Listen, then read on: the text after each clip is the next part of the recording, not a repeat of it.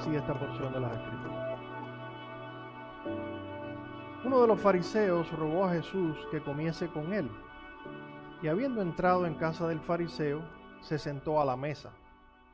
Entonces, una mujer de la ciudad, que era pecadora, al saber que Jesús estaba a la mesa en casa del fariseo, trajo un frasco de alabastro con perfume, y estando detrás de él, en sus pies, llorando, comenzó a regar con lágrimas sus pies, y los enjugaba con sus cabellos, y besaba sus pies y los ungía con perfume.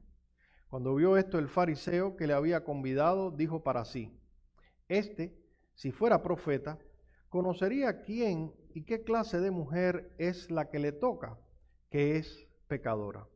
Entonces respondiendo Jesús le dijo: Simón, una cosa tengo que decirte. Y él dijo: Di, maestro. Un acreedor tenía 2 deudores. Uno le debía 500 denarios y el otro 50. Y no teniendo ellos con qué pagar, perdonó a ambos. Di pues, ¿cuál de ellos le amará más? Y respondiendo Simón, dijo: Pienso que aquel a quien perdonó más. Y él le dijo: Rectamente has juzgado.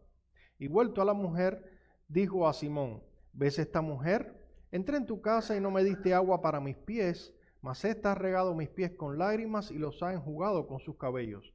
No me diste beso, mas ésta desde que entré no ha cesado de besar mis pies. No ungiste mi cabeza con aceite, mas ésta ha ungido con perfume mis pies. Por lo cual te digo que sus muchos pecados le son perdonados, porque amó mucho, mas aquel a quien se le perdona poco, poco ama. Y a ella le dijo: tus pecados te son perdonados. Y los que estaban juntamente sentados a la mesa comenzaron a decirse entre sí: ¿quién es este que también perdona pecados? Pero él dijo a la mujer: tu fe te ha salvado, ve en paz. Vamos a orar, hermano.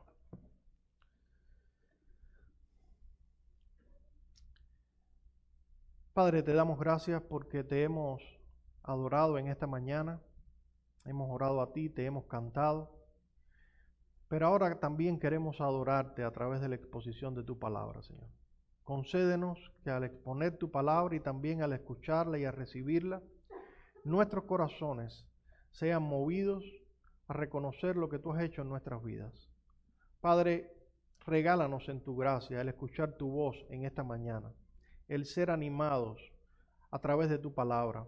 Y también si hay alguna persona que no te conoce en esta mañana aquí, que tu Santo Espíritu haga la obra que nosotros no podemos hacer, Señor. En el nombre de Cristo pedimos estas cosas. Amén. Yo no sé cuántos de los presentes jugaron de niño alguna vez a mezclar agua con aceite en un recipiente de vidrio. ¿Cuántos hicieron en la escuela este tipo de experimento para demostrar que hay sustancias que no son solubles? Sustancias que por mucho que uno quiera diluirlas, no logra hacerlo. Siempre terminan separándose la una de la otra, formando 2 capas bien definidas en un recipiente. Al menos en la generación a la que yo pertenezco, los niños todavía jugaban con ese tipo de cosas. Por eso probablemente algunos de los presentes aquí que tengan más o menos mi edad pueden acordarse del asunto. Después vino la generación del iPod, del iPad, del iPhone, y ya los niños dejaron de jugar con cosas interesantes para embobecerse delante de una pantalla. Pero en el tiempo en el que todavía se hacían cosas divertidas e instructivas y que éramos felices con pocas cosas y que aprendíamos sin Wi-Fi y sin accesorios telefónicos, alguna que otra vez hacíamos este tipo de experimentos. Creo que todos, o al menos la mayoría, sabe a lo que nos estamos refiriendo. Nos referimos a 2 sustancias que no se mezclan entre sí porque no son solubles. Por tanto, tienden a rechazarse la una de la otra. Puede ser agua y aceite, arena y agua, aceite y vinagre, etc. La falta de solubilidad de algunos elementos es algo tan evidente que se ha acuñado incluso un proverbio popular para referirse a gente que son incompatibles usando esta misma figura. Hay personas que por su incompatibilidad o la imposibilidad de permanecer juntas, se dice de ellas que son como el aceite y el vinagre, porque no pueden mezclarse, se separan, se distancian. Pues bien, la historia que nosotros acabamos de leer y en la que nosotros pretendemos meditar en esta mañana, nos presenta precisamente a dos personajes que si nosotros pudiéramos usar una figura para describirlo y graficar la relación que pudiera existir entre ellos, bien podríamos utilizar esta. Eran como el vinagre y el aceite. Sustancias no solubles, polos opuestos, antagonismos en medio de una sociedad como la sociedad judía del Nuevo Testamento.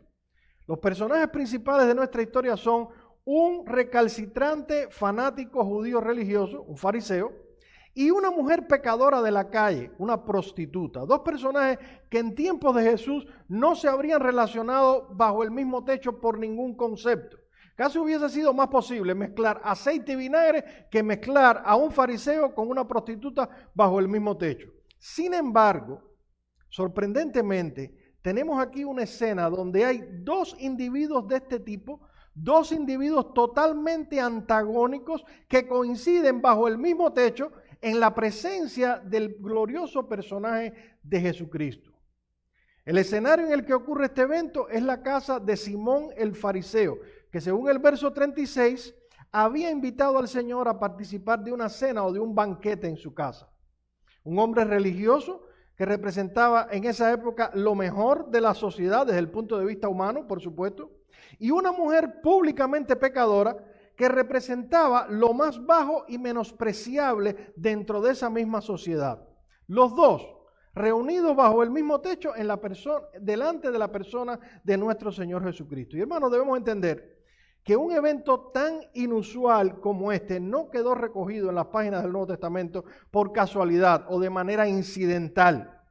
Dios en su sabiduría nos dejó esta sui generis historia plasmada en su palabra para enseñarnos algunas verdades trascendentales que son las que nosotros quisiéramos exponer en esta mañana. Y lo que quiero hacer en mi exposición de hoy es llevarles de la mano a través de este texto para que nosotros podamos ver que aquí hay algo más que una historia inusual.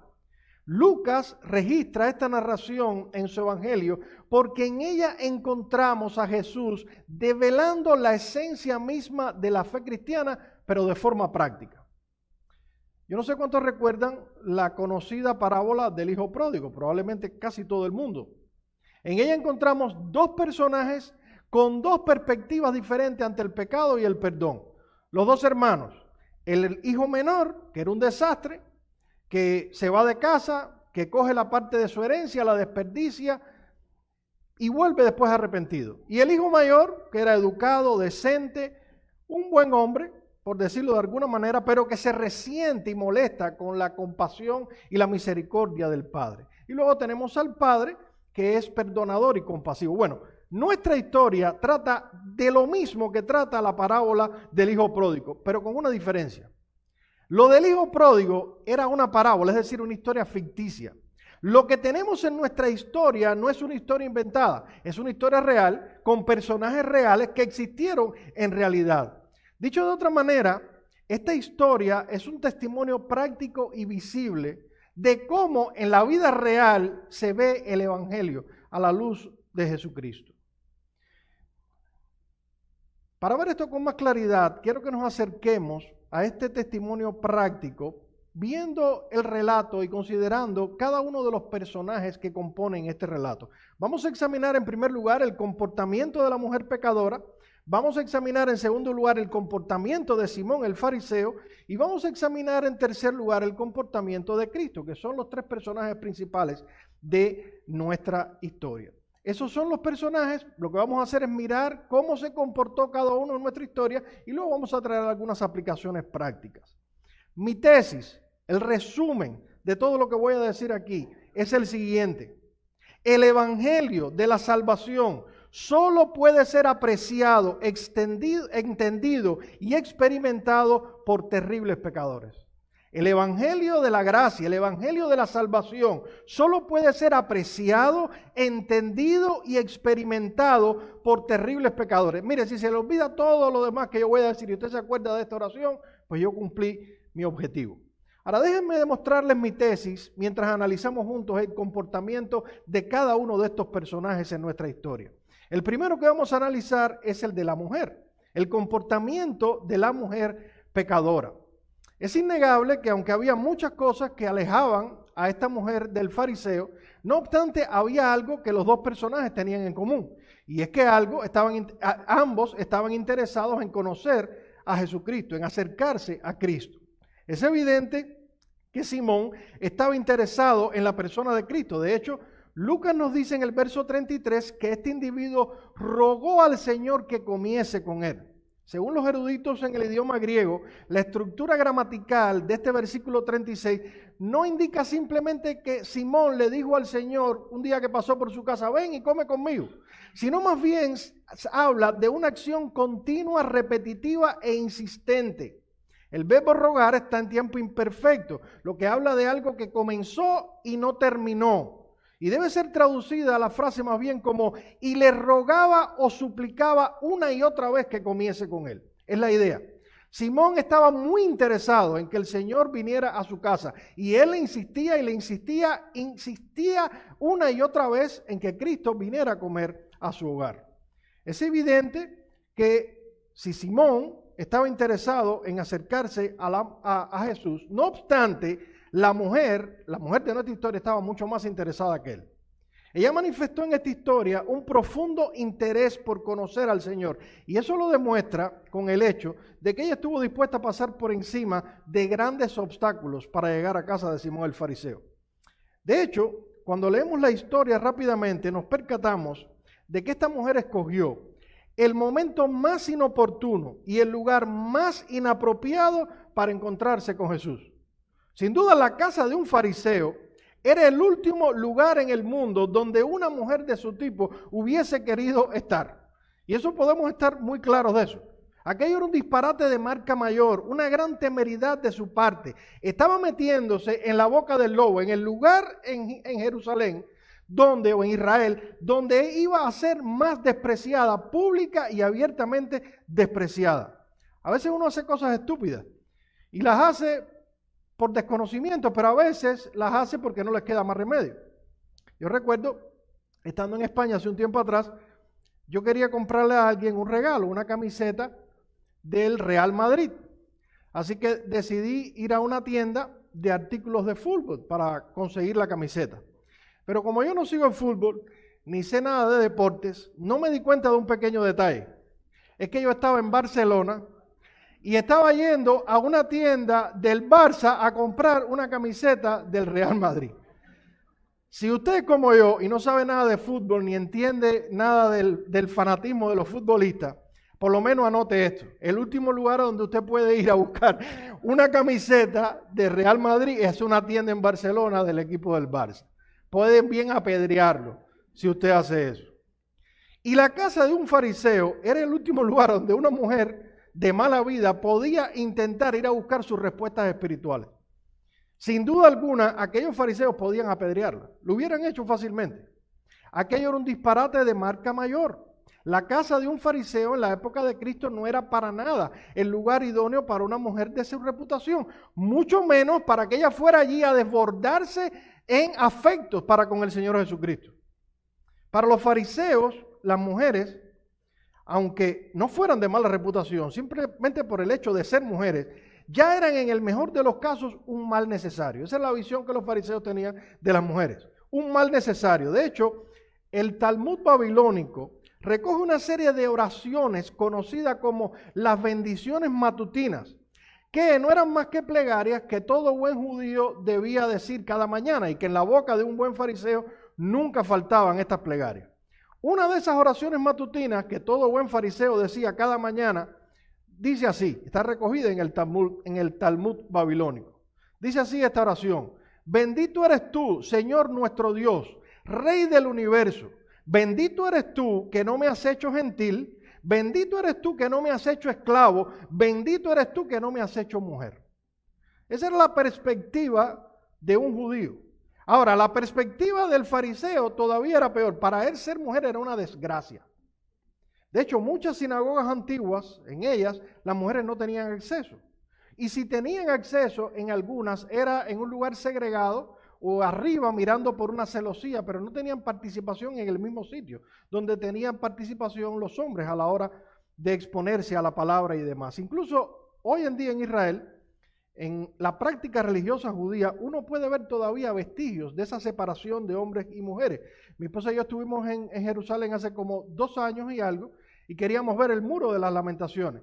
No por nada particular, ahí ninguna oración creo que va a ser más escuchada que la que hago desde mi casa, pero por un asunto de interés histórico. Queríamos ver ese lugar tan famoso porque ahí estaba, es lo único que queda de la base del templo que un día existió.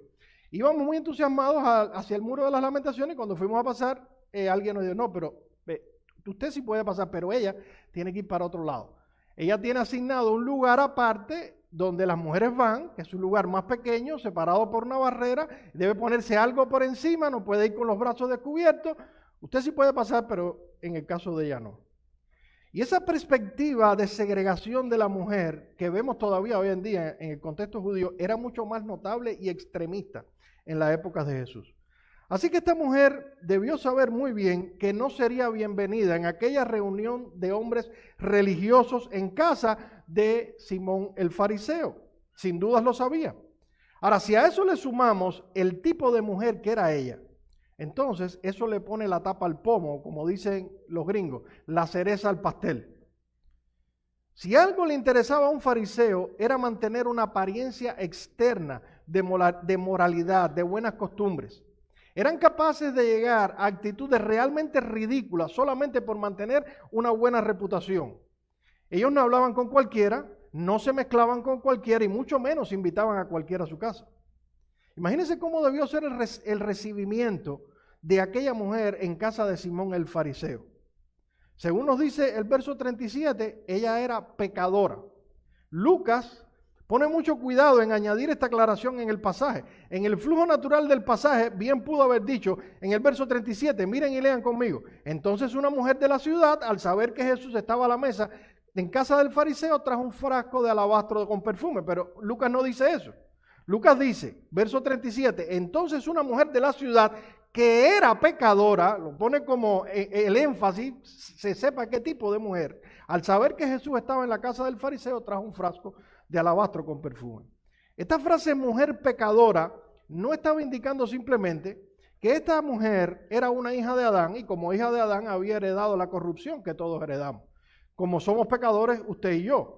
Esta frase en épocas del Nuevo Testamento se usaba para referirse puntualmente a mujeres con una dudosa reputación sexual. Comúnmente era usada para referirse a mujeres prostitutas o rameras que ejercían el oficio de la prostitución de manera pública.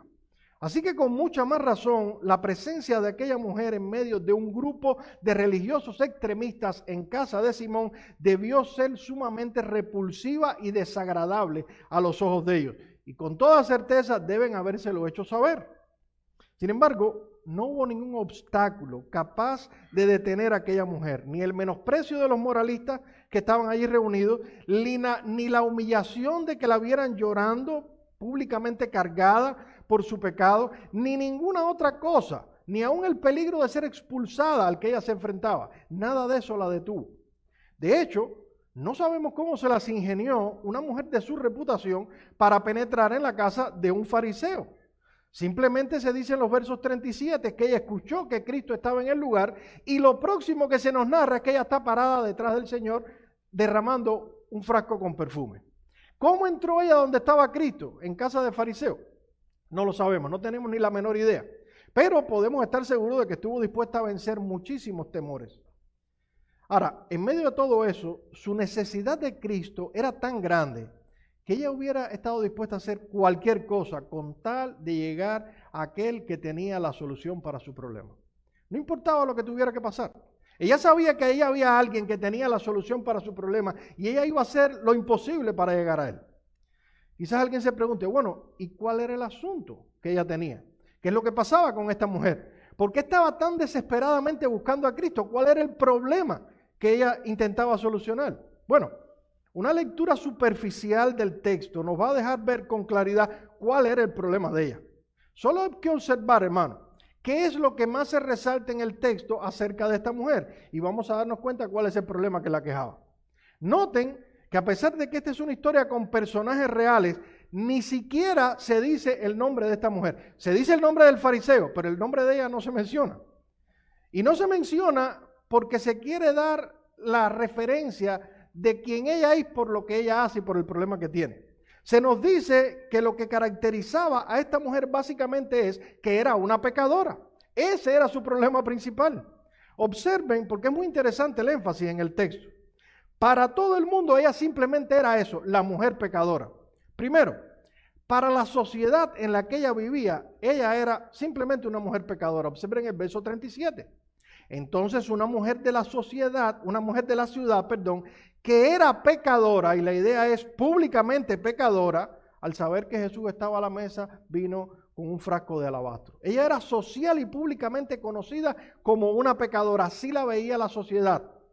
Hay pecados ocultos que ocurren en el corazón, que nadie más conoce, pero hay otros pecados que por su naturaleza son públicos y abiertos.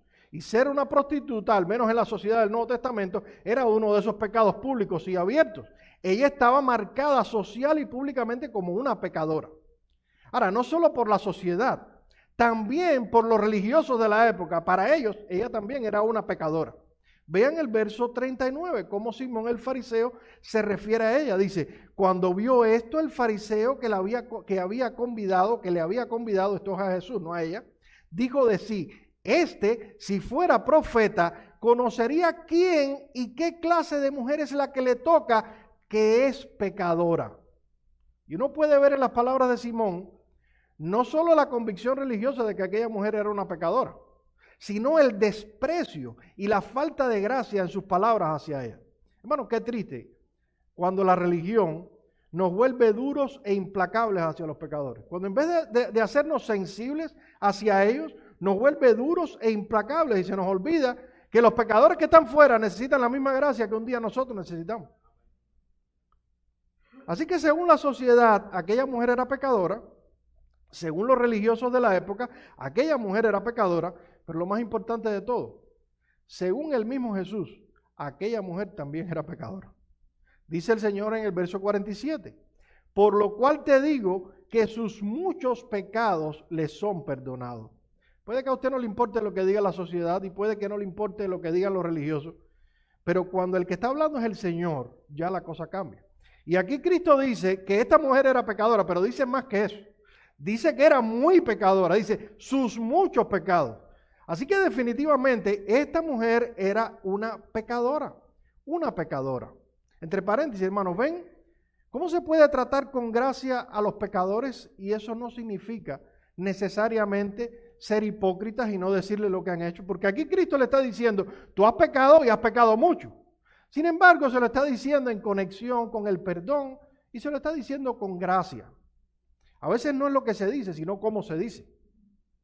Pero esto es solo un paréntesis. Volviendo a nuestro punto, esta mujer, según la sociedad, era una pecadora, según los religiosos era una pecadora, según Cristo era una pecadora. No hay que ser muy inteligente para darse cuenta que el problema principal que ella tenía era su pecado.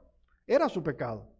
Ahora, ¿qué cosa es el pecado? ¿Y por qué el pecado es un problema? Hoy en día el término pecado ya casi está en desuso.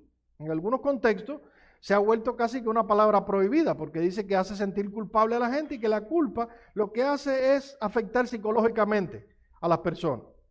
De hecho, yo no sé si a ustedes les ha pasado esto, pero a mí me pasa bastante. Usted escribe a veces en su teléfono la palabra pecado y automáticamente el corrector se lo cambia por pescado.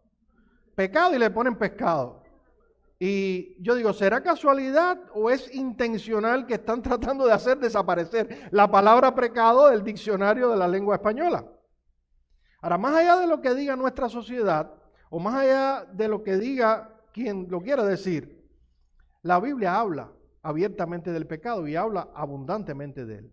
¿Y qué es el pecado? Bueno, dicho de la forma más sencilla que puedo encontrar para decirlo, el pecado es transgresión de la ley, como dice 1 Juan 3:9. ¿Qué ley? Bueno, la ley moral de Dios. Dios, como el creador y el dueño absoluto de este mundo, ha creado una serie de normas. Nosotros vivimos en un mundo que no es nuestro. Es Dios, Él es el creador y como es el creador, tiene el derecho absoluto a poner las normas, a establecer los parámetros, las reglas del juego. Y en esas normas será establecido una serie de parámetros que nosotros debemos cumplir. Por ejemplo, Dios ha dicho no robarás y siempre que tomas aquello que no es tuyo, aunque esté mal puesto, estás pecando contra Dios. Él ha dicho, no mentirás. Y siempre que decimos lo que no es acorde a la verdad, aunque sea una mentirita piadosa, que no existen mentiritas piadosas, no hay tal cosa como una mentira piadosa, las mentiras todas son impías, pero siempre que dices una mentirita, por pequeña que sea, estás pecando contra Dios. Él dice, no codiciarás, y siempre que deseamos lo que es de otro, la casa del otro, el carro del otro, la esposa del otro, estamos quebrantando su ley, estamos pecando. El pecado es simplemente no conformarnos a ese grupo de normas o reglas que Dios en su soberanía como dueño de este mundo ha establecido. Ahora, ¿por qué el pecado es un problema? ¿Acaso es porque lo ve mal la sociedad o porque lo ven mal los religiosos? No, hermano, el problema es mucho más profundo. El pecado es un problema porque es rebelión contra Dios y es una afrenta contra el dueño de todas las cosas, contra el Rey de Reyes y el Señor de Señores. Pecar es un desafío contra Dios y hace que te conviertas en su enemigo. Algunos piensan que Dios es un ancianito, indulgente, que sonríe cuando hacemos lo mal hecho. Ay, mira qué gracioso el nietecito, cómo hace lo que no debe hacer. Pero hermanos, esa es una caricatura del Dios de las Escrituras. El Salmo 7:11 dice, Dios es juez justo y Él está airado todos los días contra el impío. No, Dios no está sonriendo cuando pecamos. Dios está airado contra el impío. Y Moisés declara en Números 14:18 que Él no dará de ninguna manera por inocente al culpable. No, si tú no has arreglado tus cuentas con Dios, debes saber que Dios no mira desde el cielo tus pecados sonriendo. No, Dios está airado contigo. Y eso es un problema. Porque horrenda cosa es caer en manos del Dios vivo, dice la Escritura. Tan serio y tan grave es el pecado que Cristo tuvo que venir y morir en la cruz del Calvario precisamente para poder satisfacer la justicia de Dios. Dios cargó en Él, en Cristo, dice Isaías 53, el pecado de todos nosotros. No sabemos cuándo ni cómo, en el pasaje porque no se nos dice, la mujer oyó de estas cosas. Pero de alguna manera algo quedó claro en la mente de ella y es que Cristo era la única persona que podía dar solución a aquel problema que ella tenía del pecado. No debemos olvidar, hermanos, que los judíos maliciosamente habían apodado al Señor. ¿De qué manera? Lo habían apodado como amigo de ¿quién? Amigo de pecadores. Amigo de pecadores. Este es amigo de pecadores. Este a los pecadores recibe. Decían en forma de burla. Pero al decirlo en forma de burla y peyorativamente, estaban diciendo una gran verdad. Cristo en realidad sí era amigo de pecadores. Recuerden, la sociedad rechazaba a esta mujer por pecadora. Los religiosos rechazaban a esta mujer por pecadora. Pero por primera vez ahora ella escucha que hay alguien llamado el Mesías que se apoda amigo de pecadores. Esto debió ser como un rayo de esperanza para esta mujer. Probablemente ella oyó eso y dijo, esta es la persona que yo necesito para resolver mi problema. Y yo no creo que estoy asumiendo demasiado por decir esto. Si nosotros miramos bien el contexto de nuestro pasaje, nos daremos cuenta que en el capítulo 7 el ministerio de Cristo ya se estaba haciendo bastante popular. En el capítulo 7 al principio él sana al siervo del centurión, luego en los versículos 11 al 17 él resucita a un niño, dos cosas bastante importantes ya. En ese momento su ministerio comienza a hacerse famoso y muchos empiezan a pensar que realmente eres un profeta. Vean lo que dicen los versos 16 al 17 del capítulo 7. Dice, y todos tuvieron miedo y glorificaban a Dios diciendo, un gran profeta se ha levantado entre nosotros y Dios ha visitado a su pueblo. Y se extendió la fama de él por toda Judea y por todas las regiones alrededor. Y en ese momento, en el capítulo 7 de Lucas, Jesús se había hecho famoso y muchos pensaban que él era un profeta. Fue precisamente luego de esto que muchos vinieron a bautizarse, siguiendo las recomendaciones de Jesús, con Juan el Bautista. Vinieron a bautizarse con Juan el Bautista. Se bautizaban pecadores, publicanos, pero una cosa importante, los fariseos deciden no participar de esa corriente y deciden no bautizarse. ¿Y por qué deciden no bautizarse los fariseos? Noten, porque Jesús lo dice en el pasaje, versículo 33. Miren conmigo ahí, hermano. Vayan al texto. Abran sus Biblias, sus teléfonos, lo que sea, pero vayan al texto para que no se queden dormidos. Dice que Jesús les dijo, porque vino Juan el Bautista, que ni comía pan ni bebía vino, y decís, demonio tiene. Vino el Hijo del Hombre, que come y bebe, y decís, este es un hombre comilón y bebedor de vino, amigo de publicanos y de pecadores. E inmediatamente lo que viene después es la historia de nosotros. Es decir, este es el contexto en el que se desarrolla la historia. Jesús se ha convertido en un individuo famoso, posiblemente un profeta, pero es un profeta diferente a todos los profetas que habían venido antes. En otras palabras, hay un chisme trending en las redes sociales judías.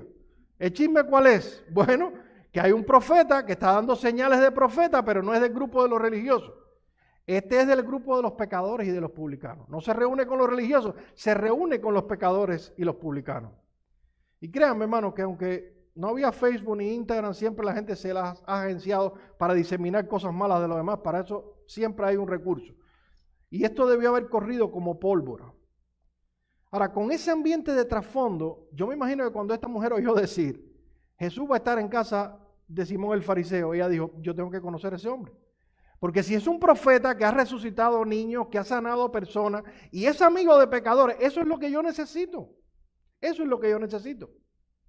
Así que fue a su casa, tomó lo más valioso que tenía a la mano y salió al encuentro de aquel profeta que era amigo de pecadores, aunque esto le pudiera costar una gran humillación. Ahora, la osadía de esta mujer no termina simplemente con venir a la casa de Simón el fariseo, sino que da un paso más.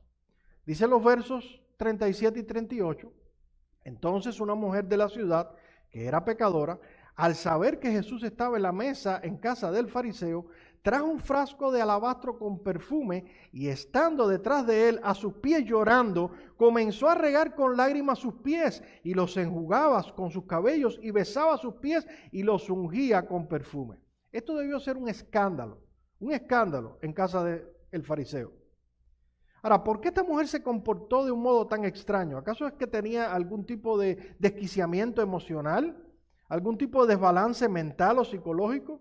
Bueno, las acciones de esta mujer no revelan una mente desquiciada, sino más bien un corazón devoto y humillado. El texto no nos dice qué es lo que conversaba Jesús con Simón y sus invitados antes que la mujer hiciera esto. No sabemos lo que fue, pero fue suficiente como para que el corazón de esta mujer fuera quebrantado y se convenciera de que allí estaba la única solución para su problema, aquel que podía perdonarle de sus pecados y restaurar su vida. Lucas nos dice que cuando ella se acercó al Señor, se colocó desde atrás, desde sus pies. En la cultura judía no se sentaban en la silla como están sentados ustedes, se recostaban de tal manera que se apoyaban en una mano y los pies quedaban por detrás. Por eso es que dice que estaba a sus pies y a la vez estaba por detrás. Pero esta mujer viene al Señor por detrás. Por mucho tiempo ella actuó de manera vergonzosa, desvergonzada delante de los hombres, pero ahora no se atreve a mirar a Cristo ni siquiera de frente a frente, se coloca detrás. No como Simón y sus invitados, cara a cara, sino ella está por atrás, acercándose con vergüenza, con dolor, con reverencia. Y además se postra en tierra, con el propósito de ungirle con un perfume que había traído, que probablemente era lo más costoso que ella tenía en sus manos.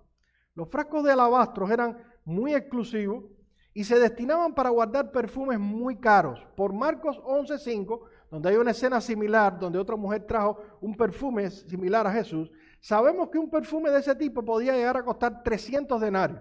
300 denarios era el salario de 300 días de trabajo de un obrero. Es decir, casi un año de trabajo para ese perfume. De hecho, algunas mujeres guardaban ese perfume como una especie de seguro de vida o ahorro para casos de emergencia. Pero esta mujer está tan agradecida, tan enternecida ante la compasión y la gracia de Cristo, que ella no tiene miramientos en gastar todo lo que posee simplemente para agradar al Señor. Ahora, ya no le basta con gastar lo que tiene materialmente hablando, sino que en medio de un mar de lágrimas y visiblemente compungida, como no hay toalla en la mano, ella no tiene problema con incluso usar sus propios cabellos para secar los pies sucios y polvorientos del Señor.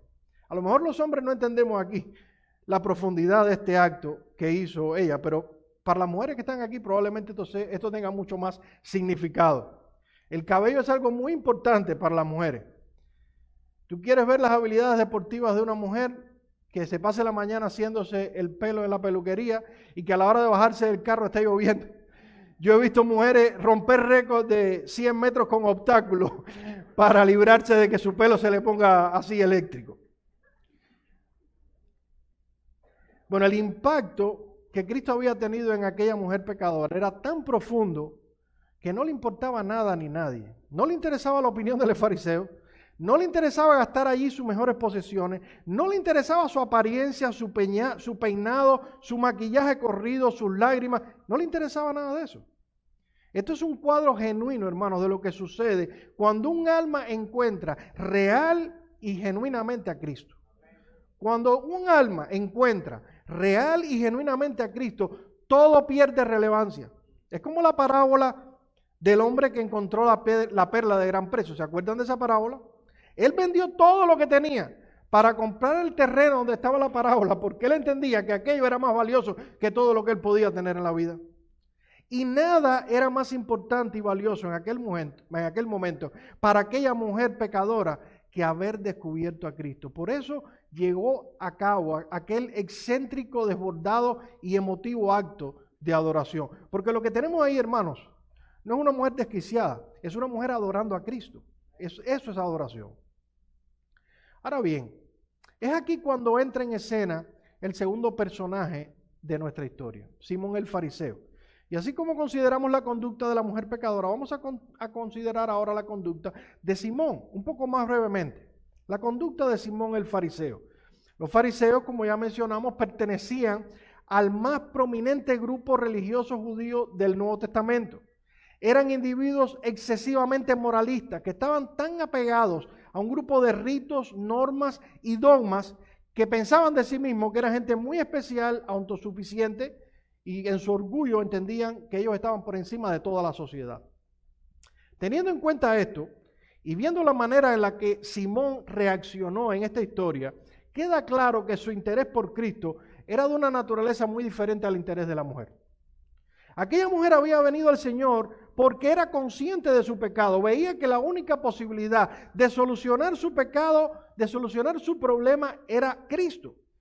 Pero este no es el caso de Simón, porque de la manera en la que Simón veía las cosas, él no tenía ningún problema que solucionar, y mucho menos un problema espiritual. Por supuesto, Simón era lo suficientemente sensato como para darse cuenta que algo había en la personalidad de Cristo, en sus enseñanzas, que era digno de una investigación más profunda. Así que valía la pena dedicarle algo de tiempo para investigar a fondo quién era este personaje religioso. Pero una cosa era acercarse al Señor por el interés intelectual y otra cosa muy diferente era acercarse a Él buscando la salvación de su alma. Simón no podía buscar en Cristo a un Salvador, porque Simón no necesitaba a un Salvador. Y Cristo dijo, yo no he venido a buscar como médico a los sanos, he venido a buscar a los enfermos. Por tanto, Simón no se veía necesitado de un Salvador para nada. No se veía necesitando a nadie que pudiera ayudarle con su problema, porque él no tenía ningún problema. Eso queda claro cuando vemos su reacción ante la actuación de la mujer. En el verso 39 leemos, vayan allí, miren conmigo. Cuando vio esto, el fariseo que la había convidado dijo para sí, si fuera profeta, conocería quién y qué clase de mujer es la que le toca, que es pecadora. Las palabras de Simón implican dos cosas. Primero, que aquella mujer era una pecadora. Y segundo, que él no lo era. Eso es lo que está implícito. Ella es una pecadora y yo no lo soy. Hay una diferencia entre ella y yo, hay una distancia. Esta mujer no debería ni acercarse a Cristo, si él es profeta. Pero él mismo había invitado a Cristo a comer a su casa. Si ella no podía acercarse, él lo podía invitar a su mesa. Es obvio, ella y él eran diferentes. Así que todo lo que este hombre quería al invitar a Jesús a su casa era usarlo como material de estudio, nada más.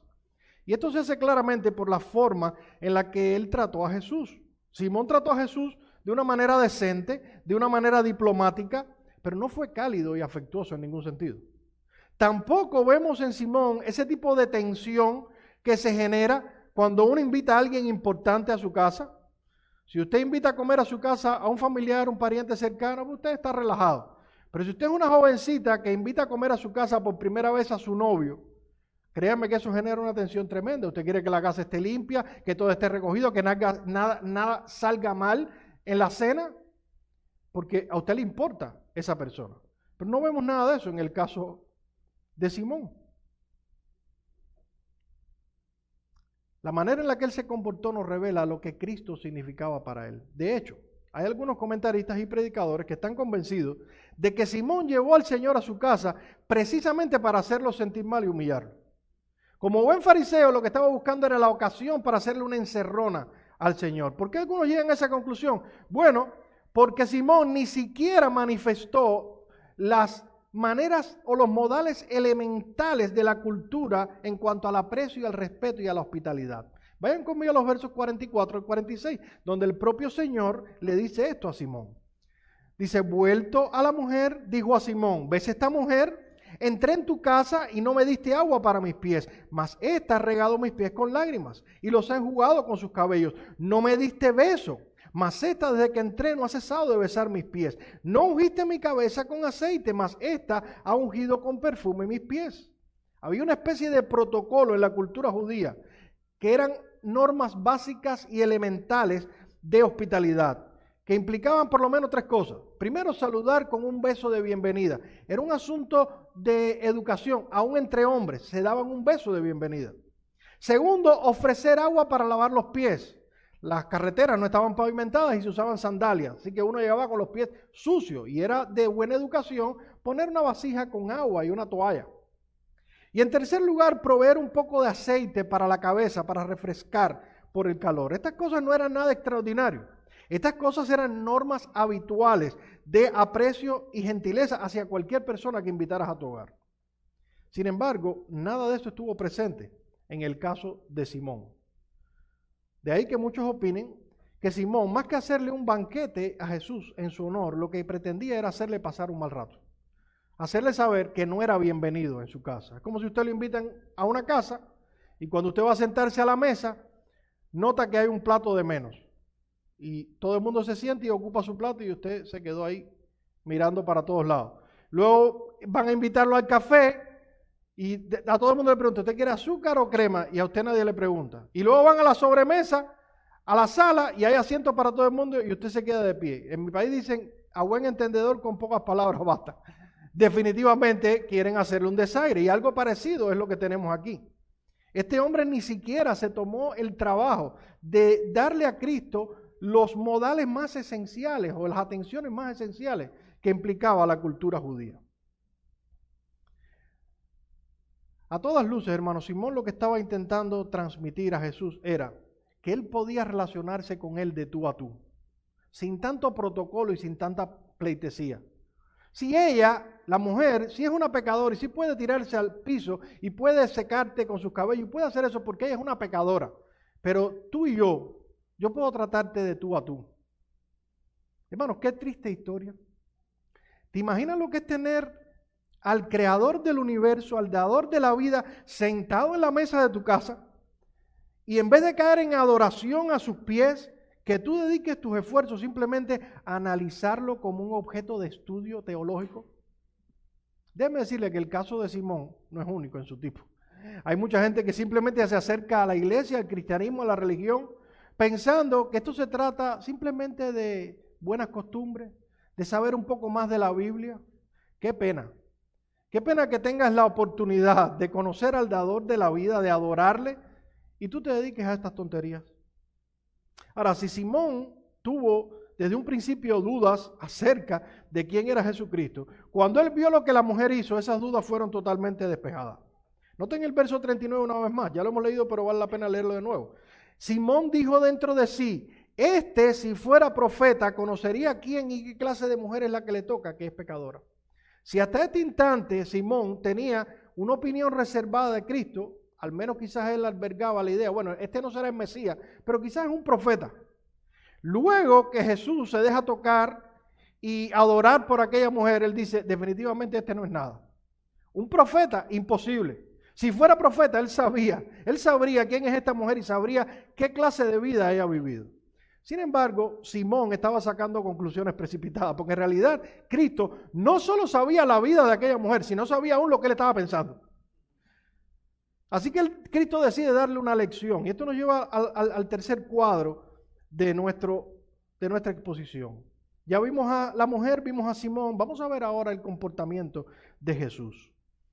Uno de los medios favoritos de Cristo para instruir o enseñar a la gente era a través de parábolas, es decir, de breves historias ficticias que tenían una enseñanza. Y él decide usar una de estas parábolas para instruir a Simón.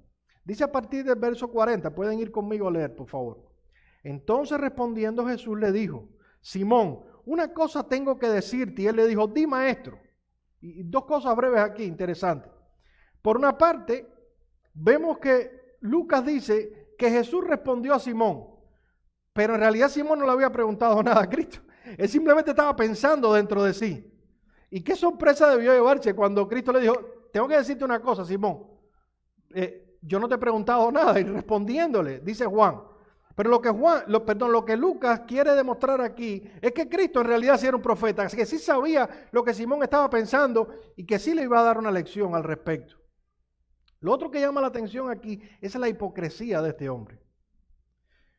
Lucas registra la respuesta de Simón, que no tiene por qué haberla registrado, pero creo que la registra intencionalmente para que veamos su hipocresía. Él le dijo, entonces respondiendo Jesús le dijo, Simón, tengo una cosa que decirte. Y él le dijo, di maestro, rabí, raboni. Así un momento estaba diciendo, este no es nada, este no es profeta ni es nada. Pero como buen fariseo y como buen hipócrita, ahora diré, di maestro. ¿Qué tienes que enseñarme? Estoy aquí para aprender. Clásico de los hipócritas fariseos. Entonces Jesús comenzó a narrar esta parábola. Un acreedor tenía 2 deudores. El uno debía 500 denarios y el otro 50. Y no teniendo ellos con qué pagar, perdonó a ambos. Di pues, ¿a cuál de ellos amará más?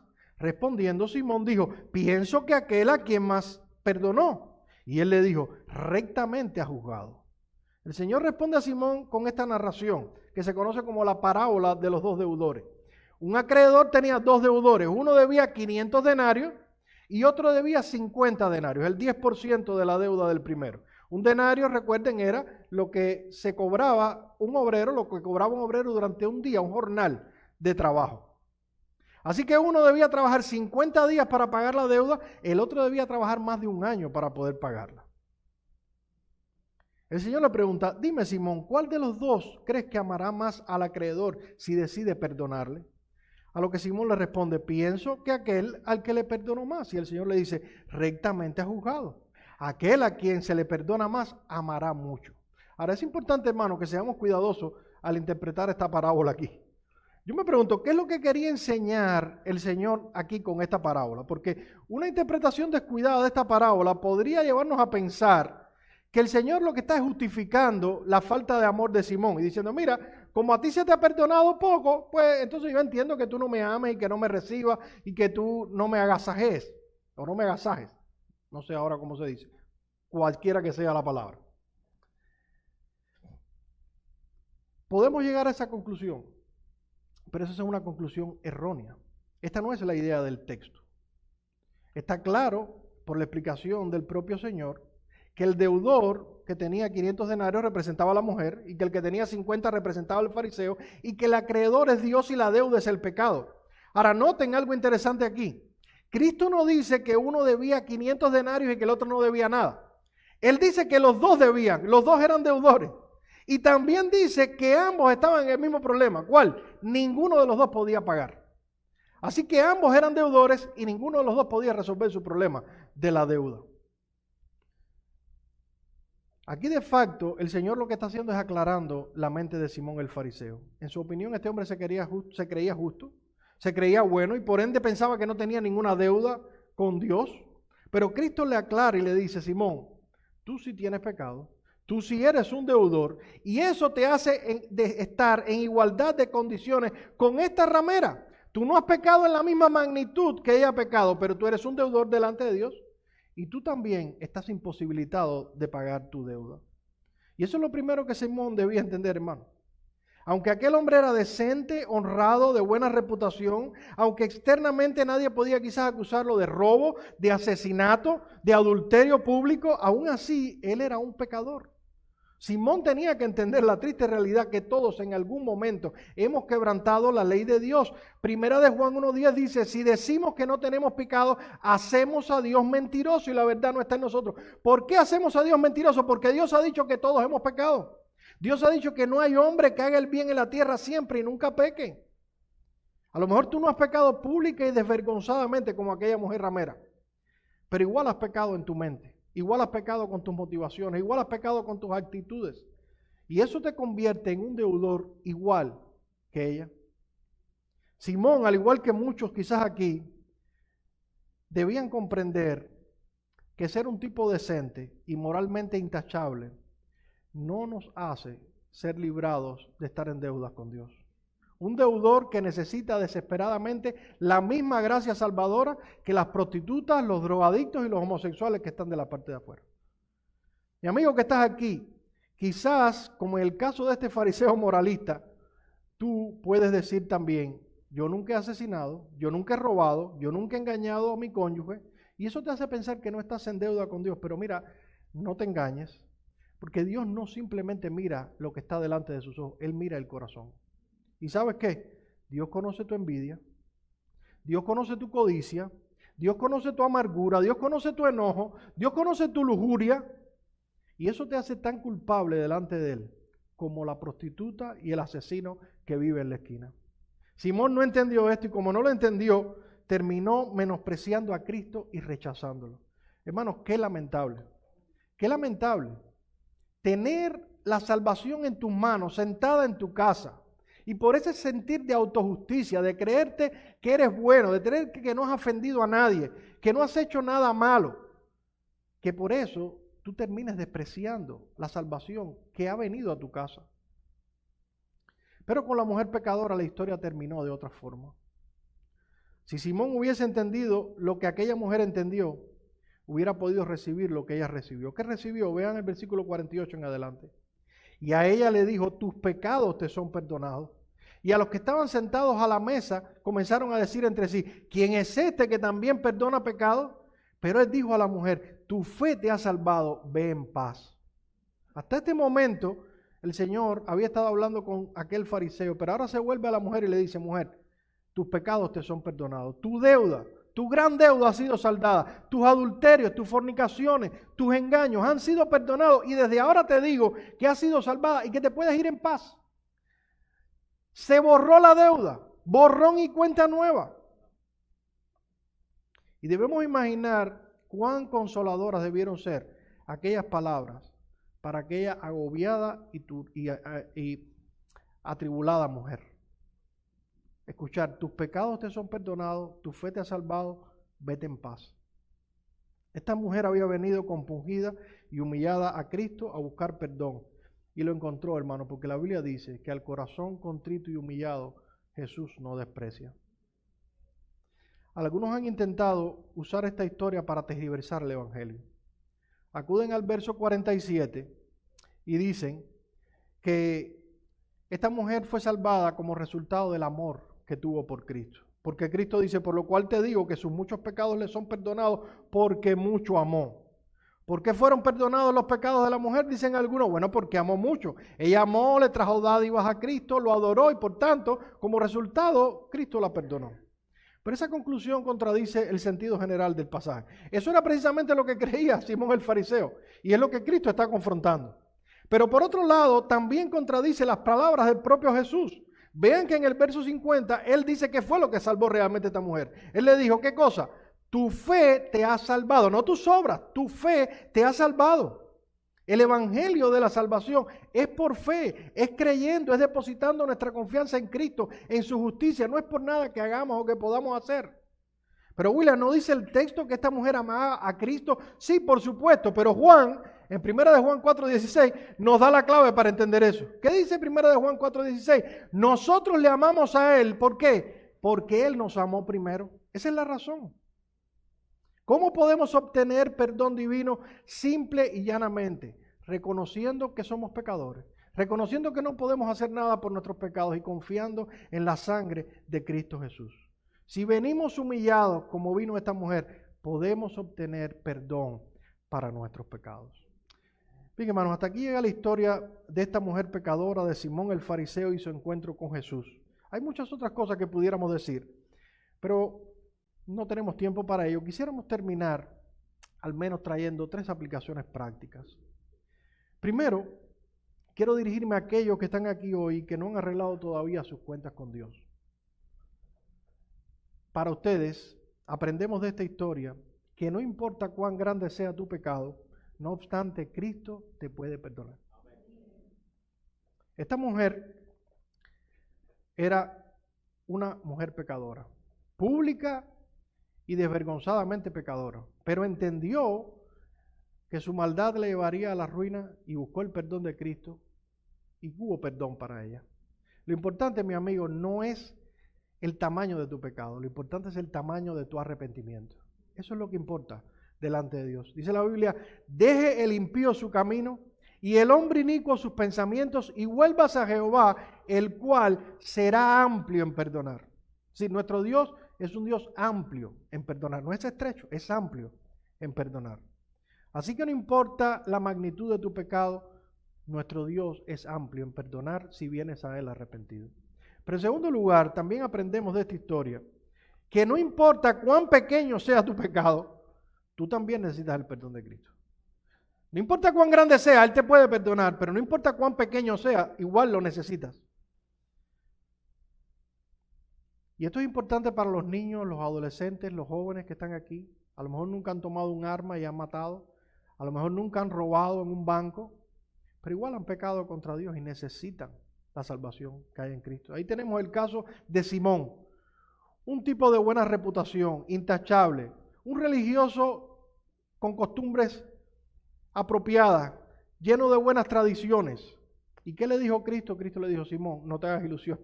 Tú eres un deudor y tú necesitas el perdón. Quizás tu deuda no sea como la de las prostitutas, quizás no sea como los homosexuales y las lesbianas que andan por ahí, pero igual tienes una deuda y esa deuda te va a llevar al infierno.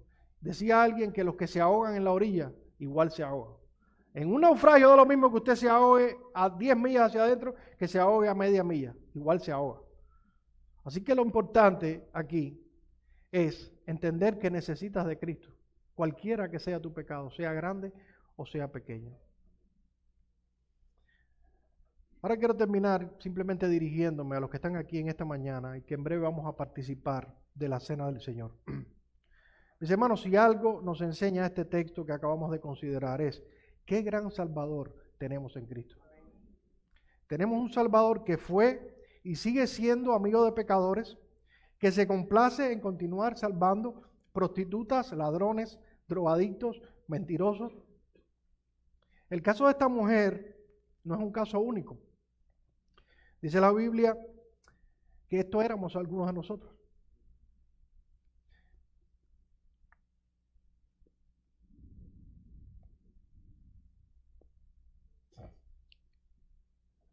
Cristo es un gran Salvador.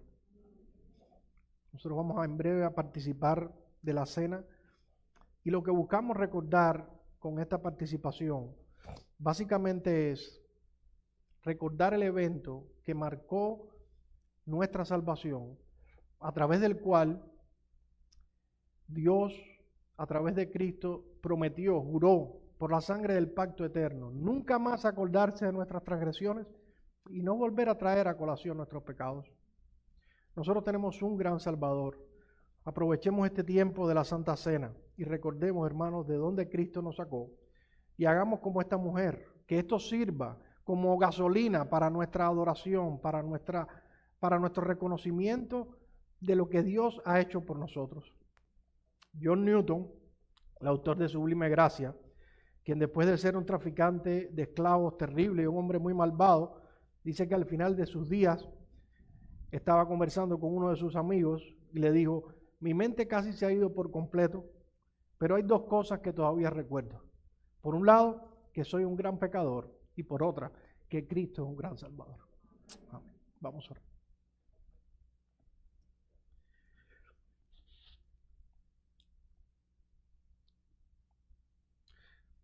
Padre, gracias por Jesucristo.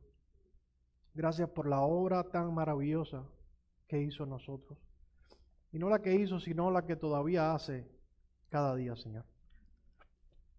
Nosotros reconocemos que muchas veces somos ingratos, somos desagradecidos y no tomamos en cuenta lo tanto que tú nos has perdonado, Señor.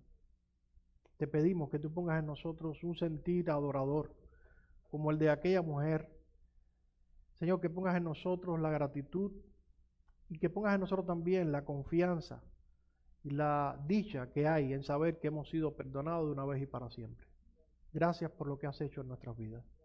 Ahora te pedimos que al exponernos a la cena, al recordar a través de estos elementos gráficos lo que tú hiciste, cómo enviaste a tu Hijo Cristo a morir por nosotros, para que con su sangre pudiera salvarnos de nuestros pecados, nosotros podamos ser alimentados, nuestra fe pueda ser alimentada, nosotros podamos en realidad, Señor, recordar esa obra grandiosa que tú hiciste en favor nuestro y que eso sea útil para nuestras almas. Déjanos adorarte ahora a través del tiempo de la cena.